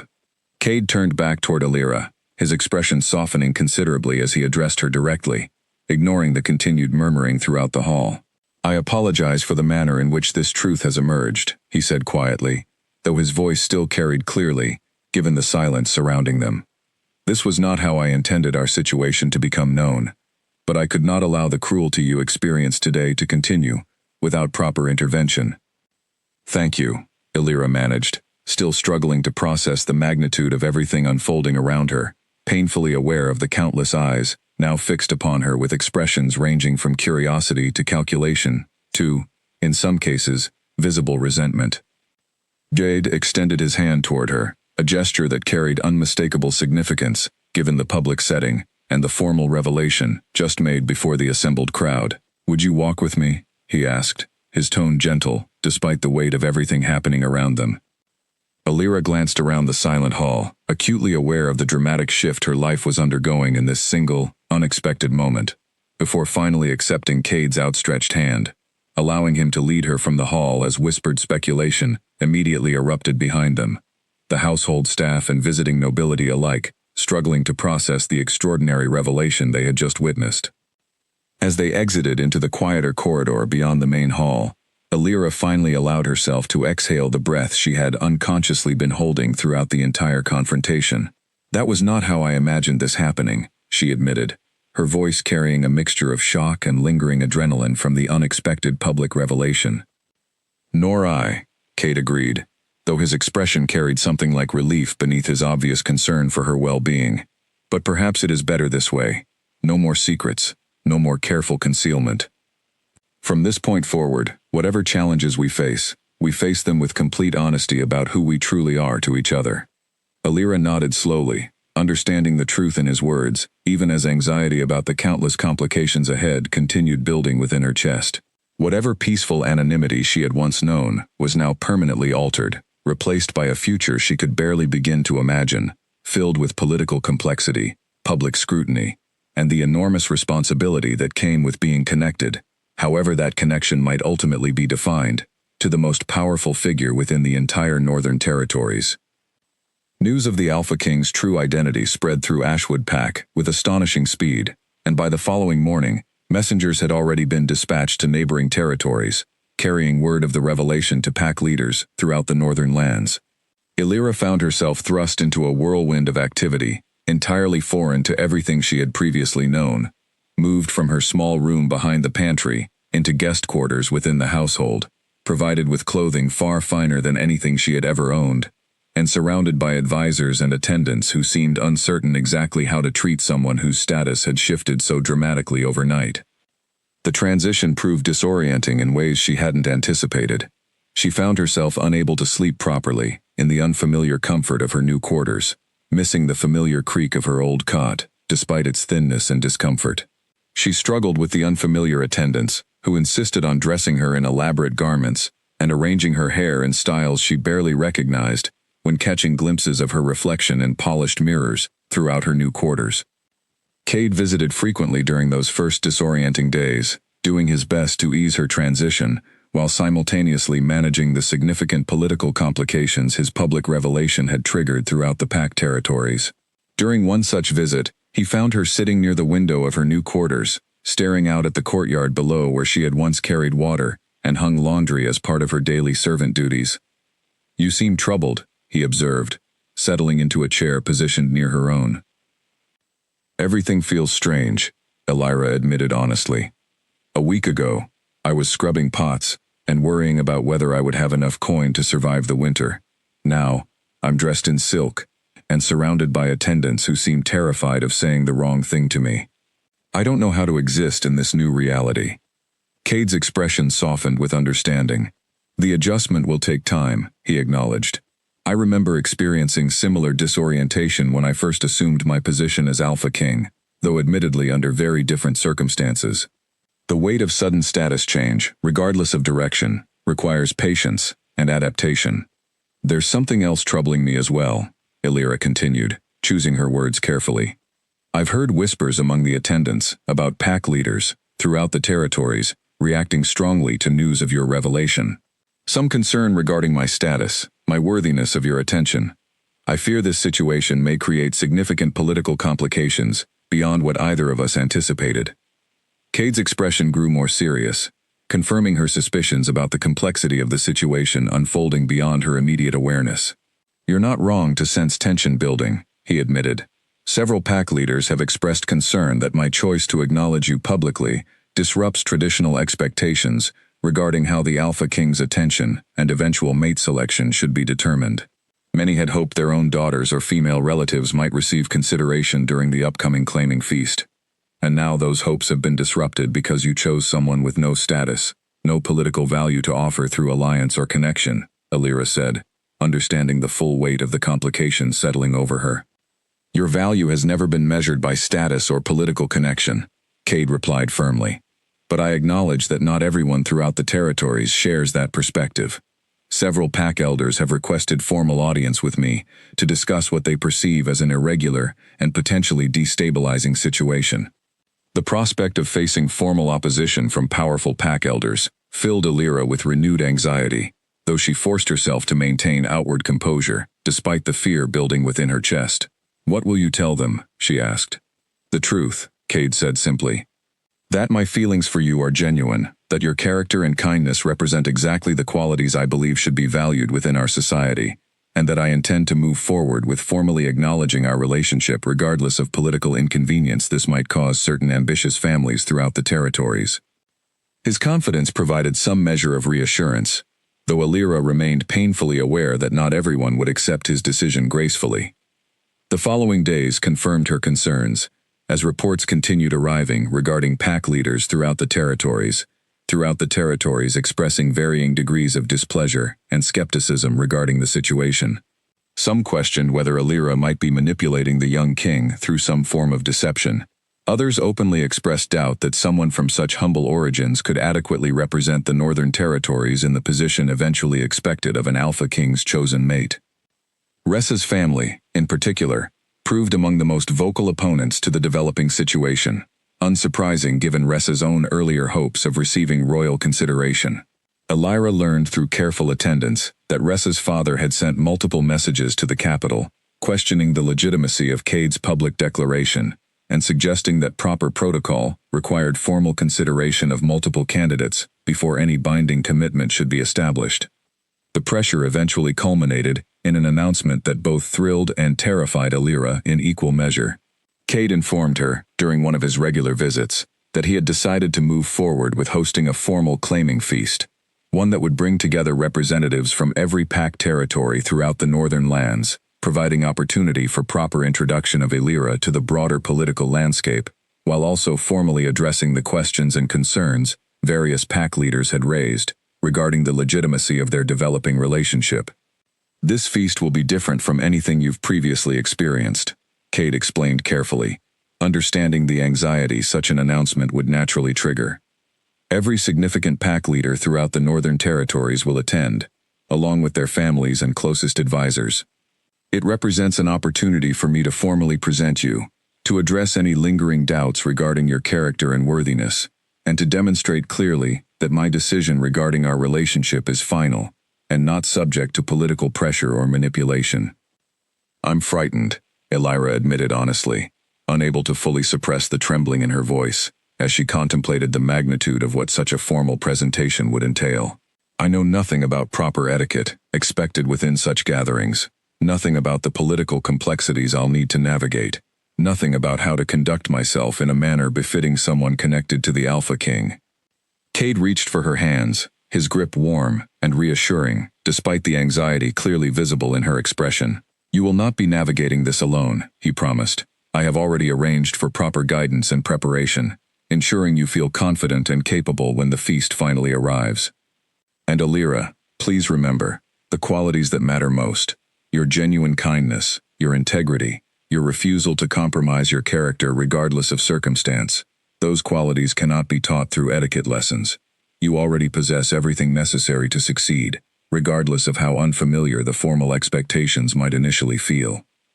Over the following weeks, Alira found herself immersed in an intensive period of preparation, working with patient instructors who taught her proper protocols for formal gatherings, appropriate conversation topics for interacting with pack nobility, and the complex web of political relationships and rivalries existing throughout the northern territories that she would need to understand before confidently navigating the upcoming feast.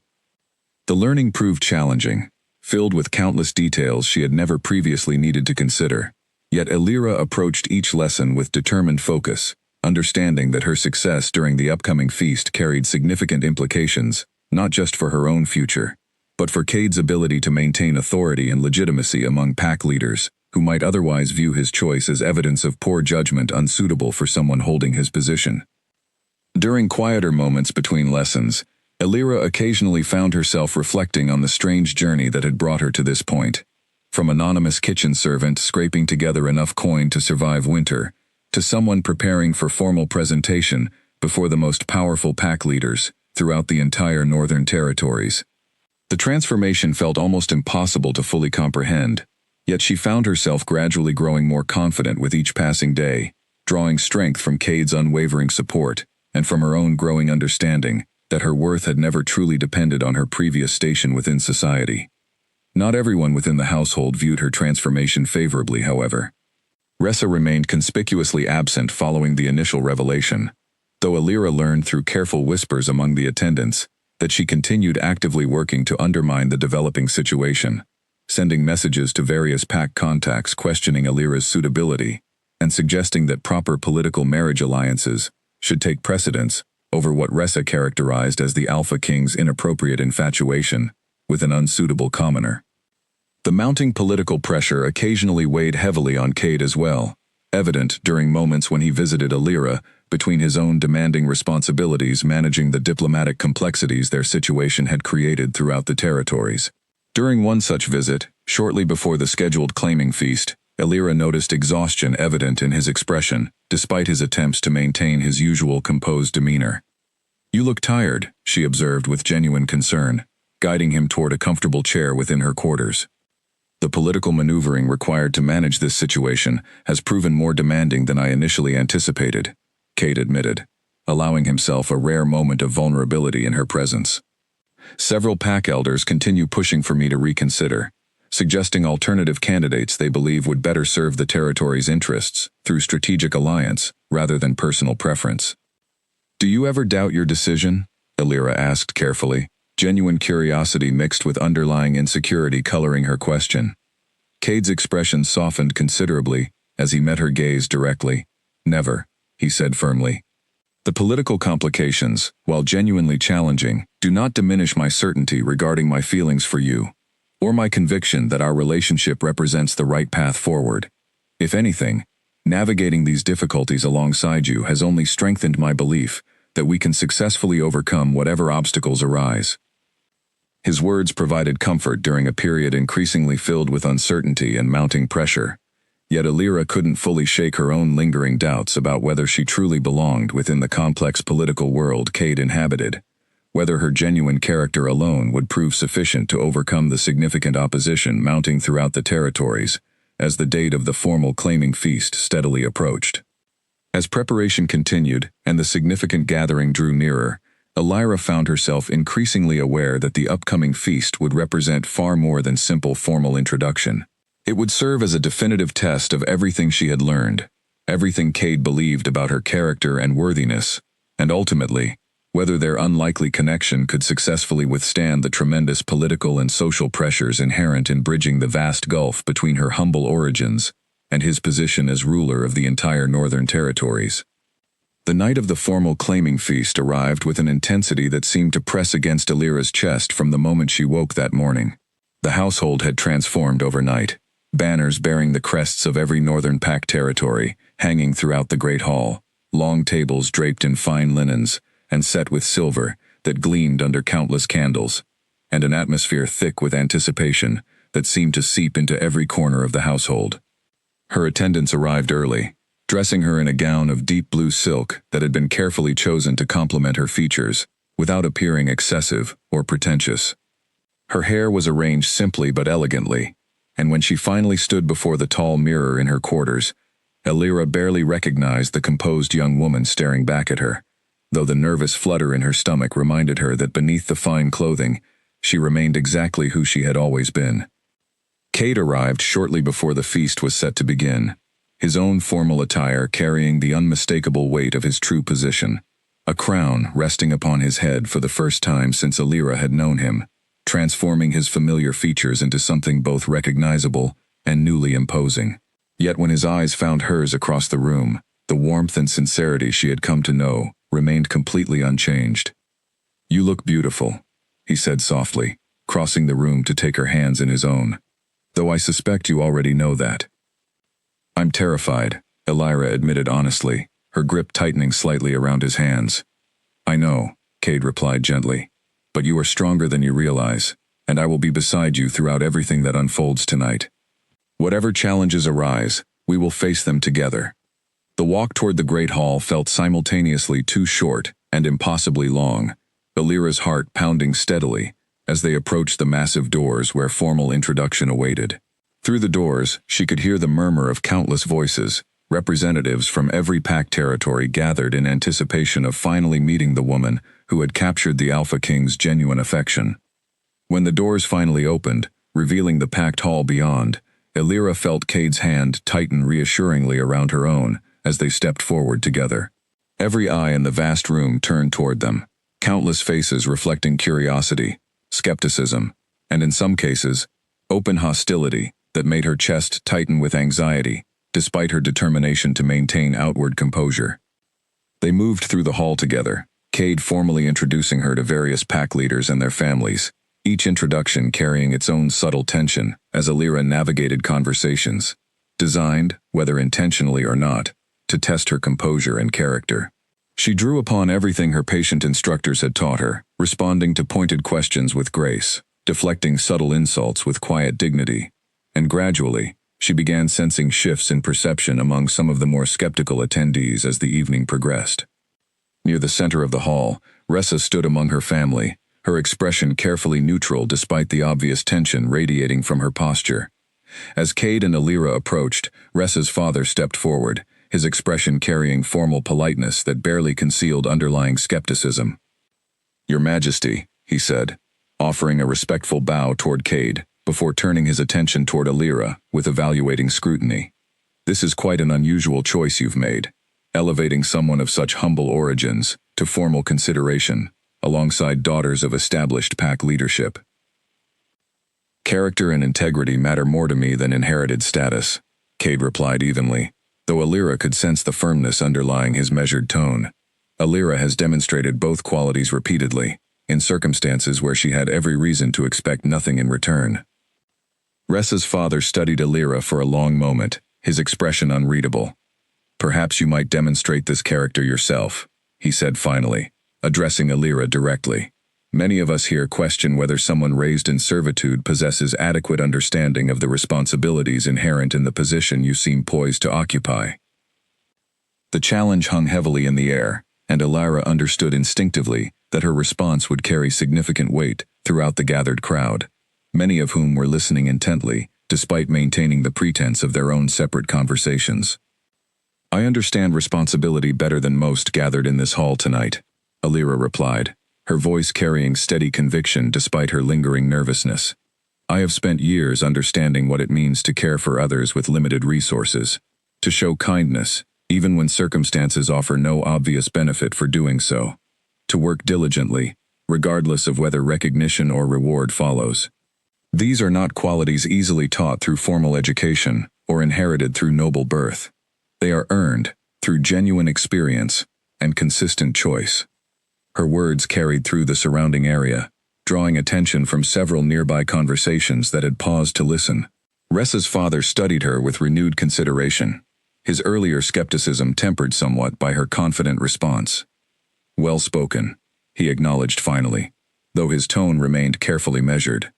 "Perhaps there is more substance to you than initial appearances suggested."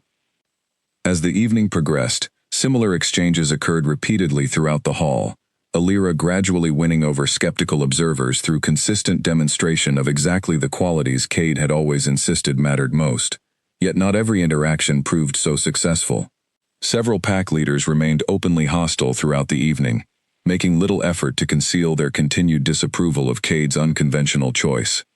The tension reached its peak when Lord Draymond, one of the more powerful and traditionally minded pack leaders, approached with barely concealed contempt evident in his expression. "This entire situation borders on scandalous," he announced loudly enough for surrounding guests to hear clearly.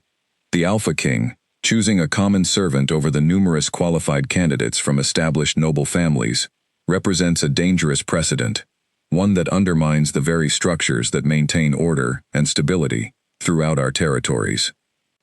"I would remind you," Cade replied, his voice carrying an edge of authority that immediately commanded attention throughout the surrounding area, "that my authority to choose a mate rests entirely with myself, not with the collective approval of pack leaders who might prefer alternative arrangements more beneficial to their own political interests." "With respect, Your Majesty," Draymond continued, apparently undeterred by the obvious warning in Cade's tone, "your personal preferences must sometimes yield to the broader interests and stability of the territories you govern. Choosing someone without proper political connections or noble lineage weakens alliances that have taken generations to carefully construct." The confrontation had drawn significant attention throughout the hall. Countless eyes now focused on the unfolding tension between the Alpha King and one of his most powerful and traditionally minded subjects. Alira felt the weight of the moment pressing heavily upon her, understanding that whatever happened next would likely determine not just her own future, but potentially significant political ramifications throughout the entire Northern Territories. Before Cade could respond further, Alira found herself stepping forward, drawing upon courage she wasn't entirely certain she possessed. "If I may address this concern directly," she said, her voice carrying clearly, despite her racing heartbeat. Cade glanced at her with obvious surprise, though he offered no objection to her sudden intervention, instead stepping back slightly to allow her space to speak. "Lord Draymond speaks of political stability and beneficial alliances," Elira continued, addressing not just Draymond, but the broader assembly, listening intently throughout the hall. "But I would ask, what stability truly exists within a system that values calculated political advantage over genuine character and integrity? What alliance holds greater strength than one built upon authentic trust and mutual respect, rather than mere strategic convenience?" Murmurs rippled through the crowd as her words settled among the gathered nobles, several expressions shifting from skepticism to thoughtful consideration. "I did not seek this position," she continued, her confidence growing steadily as she spoke. "I offered kindness to a stranger, without any expectation of reward or recognition. Whatever has developed between myself and His Majesty grew from genuine connection, not political calculation. If that offends traditional expectations regarding proper alliance, then perhaps those traditional expectations deserve reconsideration." The hall fell into contemplative silence following her declaration, countless expressions reflecting genuine surprise at the conviction and eloquence of her response. Lord Draymond himself appeared momentarily at a loss for words, clearly not having anticipated such a direct and confident challenge to his authority from someone he had considered thoroughly beneath serious consideration. "Perhaps," he said finally, his tone noticeably more measured than his earlier confrontational approach, "there is wisdom in what you say, however unconventional the circumstances that brought us to this discussion." As tension throughout the hall gradually eased, Cade turned toward Elira, with visible pride evident in his expression, his hand finding hers once again, amid the continuing murmur of the surrounding crowd. Whatever remained of the evening's formal proceedings, Elira understood she had successfully weathered perhaps the most significant challenge of her entire transformation, demonstrating through her own words and conviction exactly why Cade's unconventional choice deserved genuine respect, rather than continued dismissal, based purely on considerations of inherited status and traditional political calculation.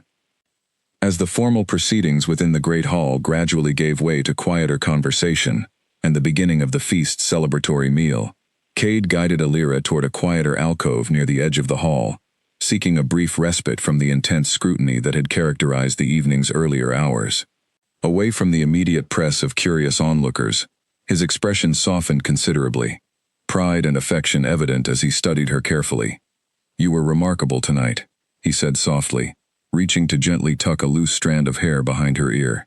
"I don't think even I fully appreciated the strength you carry within you until watching you address Lord Draymond so directly." Elira allowed herself a small, tired smile, the accumulated tension of the evening finally beginning to ease now that the most difficult confrontations appeared behind them. "I surprised myself as much as anyone," she admitted. "I'm not entirely certain where those words came from, only that I couldn't remain silent while he questioned whether I possessed adequate character for this position." "You possess more character than most who have spent their entire lives surrounded by privilege and noble expectation," Cade replied firmly. "That has been evident to me since the moment you offered your last coin to a stranger you believed had nothing to offer in return." His words prompted a question that had been building within Elira's mind throughout the recent weeks of preparation and transition. "Cade," she said carefully, "I understand now why you disguise yourself before important gatherings, why you sought to observe genuine character rather than calculated performance. But why did you choose that particular night, that particular disguise? What led you to the feast hall entrance where we first met?" Cade's expression grew thoughtful as he considered her question, settling onto a nearby bench and gesturing for her to join him. "It's a question I've asked myself many times since that evening," he admitted. "Perhaps it was simply chance, though I've come to believe there was something more deliberate guiding my steps that night, some instinct suggesting I needed to witness something significant." He paused, gathering his thoughts before continuing. "I had grown increasingly disillusioned with the traditional claiming feast process," he explained. "Year after year, I would observe eligible candidates performing calculated versions of themselves, each carefully crafted interaction, designed to appeal to whatever qualities they assumed I valued most. It became impossible to distinguish genuine character from strategic performance, and I found myself growing increasingly cynical about ever discovering authentic connection within such an artificial environment. "So you began disguising yourself," Illyra said, understanding gradually building within her. "Precisely," Cade confirmed. "I wanted to observe how people behaved when they believed themselves unwatched by anyone of consequence, when no strategic advantage existed for performing kindness or virtue. That particular evening, I positioned myself near the feast hall entrance, specifically to observe how attendees treated those who appeared to hold no status or value within pack hierarchy. And most people walked past without a second glance," Illyra surmised, recalling her own years of witnessing similar indifference toward beggars, and those less fortunate, throughout the pack territories. "Most did," Cade confirmed, his expression growing more serious. Several individuals actively mocked or insulted the apparent beggar sitting near the entrance, finding entertainment in demonstrating their own perceived superiority. It was disheartening, confirming my growing cynicism about genuine character existing within our society's more privileged classes. "But then I approached," Illyra said softly. "Then you approached," Cade agreed, his expression softening with obvious affection as he recalled that pivotal moment. "You didn't simply offer polite acknowledgement or hurried sympathy before continuing toward the feast. You knelt beside me, spoke with genuine concern, and offered the very last coin you possessed without any hesitation, despite clearly needing that same coin for your own survival throughout the difficult winter ahead." Illyra felt her cheeks warming slightly at the memory, though pride mixed with her embarrassment at the simple act now carrying such tremendous significance. "I simply saw someone in need," she said. "I didn't consider it anything extraordinary at the time." "That's precisely why it proved so extraordinary," Cade replied gently. "You offered kindness without calculation, without any expectation of reward or recognition, simply because compassion felt like the correct response to someone's evident suffering. In that single moment, you demonstrated more genuine character than countless eligible candidates I had observed throughout years of formal claiming feasts, specifically designed to showcase their supposed virtues." The revelation of exactly how significant her simple gesture had proven left Illyra momentarily overwhelmed, understanding now the full weight of circumstances that had brought her to this current moment, seated beside the Alpha King within a formal celebration, specifically organized to acknowledge their unlikely connection. "I never imagined that small act would lead to any of this," she admitted, gesturing vaguely toward the continuing celebration within the great hall beyond their quiet alcove. "Neither did I," Cade said, reaching for her hand once again. "But I've come to believe that genuine kindness, offered without calculation or expectation, possesses power far exceeding what we typically recognize in the moment we choose compassion over indifference. Your simple gesture that cold winter evening ultimately proved transformative, not just for my own understanding of authentic character, but potentially for how our entire society might eventually reconsider the value we place on inherited status versus genuine virtue." Their quiet conversation was interrupted by the approach of Cade's senior advisor, his expression carrying the particular urgency that typically preceded significant announcement or decision requiring immediate attention. "Your Majesty," he said, offering a respectful bow before continuing, "the assembled pack leaders are requesting your presence for the traditional claiming ceremony. The hour has arrived for formal declaration." Cade nodded, rising from the bench and extending his hand toward Illyra, with an expression carrying both determination and gentle reassurance. "This is the moment where everything we've discussed, everything we've navigated together throughout these recent weeks, will finally be formally acknowledged before the assembled representatives of every pack territory throughout our lands." Illyra felt her heart racing once again as she accepted his hand, understanding that whatever formal declaration awaited within the Great Hall would represent the culmination of everything that had transpired since that cold winter evening, when she offered her last coin to a stranger she believed held nothing but desperate need in return. "I'm ready," she said, though her voice carried a slight tremor betraying her lingering nervousness, despite her determined resolve. "I know you are," Cade replied, his expression carrying complete confidence in her capability to face whatever formal ceremony awaited them within the hall beyond. "You've already demonstrated tonight that you possess exactly the strength and character necessary to navigate whatever challenges our future together might bring." Together, they walked back toward the Great Hall, where countless representatives from every corner of the Northern Territories waited to witness whatever formal declaration the Alpha King intended to make regarding the young woman whose simple act of kindness had ultimately transformed not just her own circumstances, but potentially the broader understanding of what truly constituted worthiness and value within their entire society. The Great Hall had transformed once again. By the time Cade and Alira returned, the earlier celebratory chatter now replaced by an expectant hush, as every guest recognized that the evening's most significant moment had finally arrived. A raised platform stood at the far end of the hall, where the pack elders traditionally presided over the formal claiming ceremony, their weathered faces reflecting decades of accumulated authority and tradition. Cade led Alira toward the platform, countless eyes following their measured progress across the hall.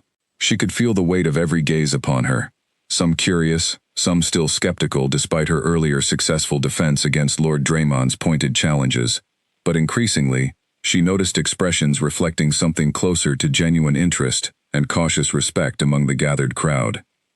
They ascended the platform together, and the eldest of the pack elders, a woman named Mirella whose authority within traditional ceremonies remained unquestioned throughout the territories, stepped forward to address the assembled crowd.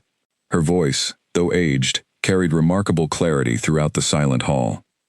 "We gather tonight to witness the formal claiming declaration of our Alpha King," she announced, her gaze sweeping across the attentive audience. "Tradition dictates that this moment represents the culmination of careful consideration, weighing the various qualities and connections that eligible candidates might offer toward strengthening our territory's future stability and prosperity." She paused, turning her attention directly toward Cade and Alira standing before her. "Your Majesty, the assembled pack leaders await your formal declaration." Cade stepped forward, his expression carrying the same quiet authority Alira had witnessed throughout their confrontation with Lord Draymond earlier that evening, though now tempered with something warmer, more personal, as he addressed the gathered crowd directly. "Tonight, I stand before you to formally claim Alira, not because tradition demands strategic political alliance, and not because her lineage offers particular advantage toward strengthening territorial connections," he began, his voice carrying clearly throughout the hushed hall. "I claim her because she has demonstrated, repeatedly, and without any calculation for personal benefit, exactly the character and integrity that should define worthiness within our society." Murmurs rippled briefly through the crowd, before quieting, as Cade continued his declaration. "Many of you have questioned this choice, suggesting that inherited status and established political connection should carry greater weight than genuine character in determining who stands beside the Alpha King. I understand these concerns arise from generations of tradition, from careful strategic considerations that have historically maintained stability throughout our territories." He paused, glancing briefly toward Alira, before returning his attention to the assembled crowd. "But I would ask each of you to consider what truly ensures lasting stability and genuine strength within our society. Is it calculated political alliance, built upon strategic convenience that might shift with changing circumstances? Or is it authentic character, demonstrated through consistent choice and genuine compassion, regardless of whether immediate advantage exists for such behavior?" The hall remained silent, every guest listening intently, as Cade continued his passionate declaration. Alira offered kindness to a stranger she believed held nothing but desperate need, expecting absolutely nothing in return. "She did not know I was the Alpha King. She simply saw someone suffering and chose compassion over indifference, generosity over self-preservation, despite her own significant hardship and limited resources." Ressa, standing among the crowd with her family, shifted uncomfortably, her earlier confrontational demeanor now replaced with something closer to genuine reconsideration as she listened to Cade's words. Lord Draymond, too, appeared thoughtful rather than openly hostile, his earlier skepticism apparently tempered by the eloquent defense Alira had offered during their confrontation. "I have witnessed countless calculated performances throughout years of traditional claiming feasts," Cade continued, "candidates carefully crafting their behavior to appeal to whatever qualities they assumed I valued most highly. But genuine character cannot be performed convincingly over sustained periods. Eventually, authentic nature reveals itself, whether through moments of genuine crisis, unexpected challenge, or simple unguarded interaction, when someone believes no strategic advantage exists for maintaining careful performance." He turned fully toward Alira now, his expression carrying deep sincerity as he addressed her directly before the assembled crowd. "Alira, from the moment you offered your last coin to a stranger you believed held nothing but need, through every conversation we've shared, every challenge we've navigated together, these recent difficult weeks, you have consistently demonstrated exactly the character I believe our society should genuinely value. Your kindness, your integrity, your refusal to compromise your authentic nature, regardless of circumstance. These qualities matter more to me than any political alliance or strategic advantage could ever offer." He reached for both her hands, holding them gently, as he continued his formal declaration. "Before these assembled representatives of every pack territory throughout our northern lands, I formally claim you as my chosen mate, not through calculated political consideration, but through genuine love and profound respect for the character you have consistently demonstrated since that cold winter evening when your simple kindness first captured my attention and ultimately my heart." Tears gathered in Alira's eyes as the full weight of his declaration settled upon her. The journey from anonymous kitchen servant to this moment standing before the assembled leadership of the entire Northern Territories, feeling almost impossibly surreal, yet undeniably real, given the warmth of Cade's hands holding her own, and the sincerity evident throughout his passionate declaration. "I accept," she said softly, though her voice carried clearly throughout the attentive hall, "not because of the status or position this acceptance brings, but because what has grown between us represents something I never expected to find: genuine connection, built upon authentic understanding and mutual respect, regardless of the vast difference in our circumstances when we first met." Elder Morella stepped forward once again, her weathered expression carrying something approaching genuine emotion as she addressed the assembled crowd. "Tradition has long dictated that strategic political consideration should guide the Alpha King's formal claiming declaration," she said. "Yet tonight, we witness something perhaps more significant than mere tradition, a genuine demonstration that authentic character and consistent integrity ultimately matter more than inherited status or calculated political advantage." She turned toward Cade and Alira, her expression carrying formal solemnity, appropriate to the significance of the moment.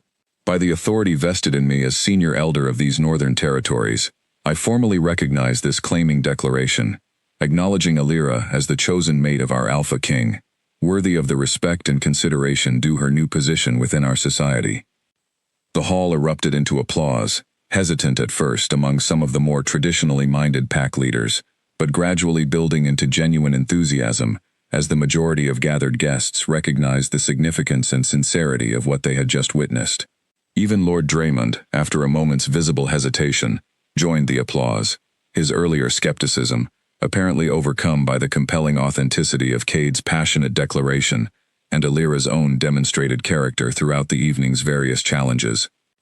Ressa remained notably subdued amid the celebratory atmosphere, though Alira noticed something shifting in her expression as well, perhaps genuine reconsideration, replacing her earlier resentment and calculated hostility. Whatever complex emotions Ressa continued processing, she offered no further challenge or objection as the formal ceremony concluded and celebration resumed throughout the Great Hall.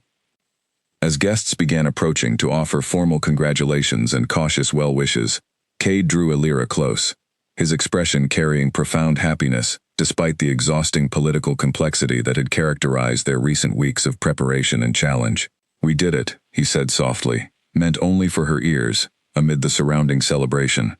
"Together, we navigated everything this evening demanded, and emerged with genuine acknowledgement and acceptance from even our most skeptical critics."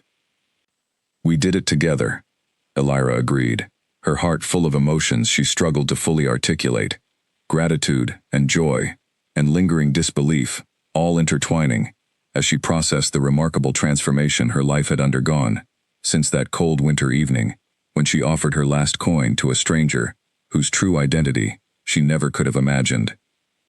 As the celebration continued throughout the remainder of the evening, Alira found herself reflecting on the remarkable journey that had brought her to this moment.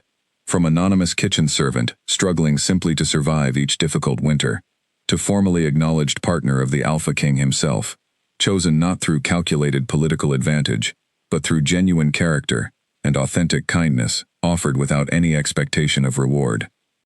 The lesson embedded within her extraordinary journey felt significant beyond her own personal circumstances, a powerful reminder that true worth and value could never be adequately measured through inherited status, accumulated wealth, or strategic political calculation.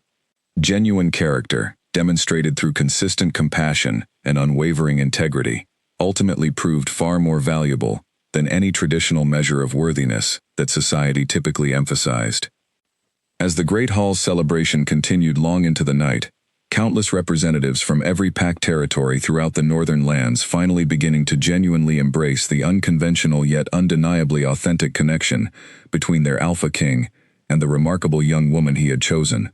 Illyra allowed herself, for the first time in longer than she could remember, to simply feel grateful for the unexpected path her life had taken, grateful for the genuine love she had found in the most unlikely circumstances, and hopeful for whatever remarkable future awaited them both as they moved forward together, transformed by their shared journey from that cold winter evening when a simple act of kindness changed everything.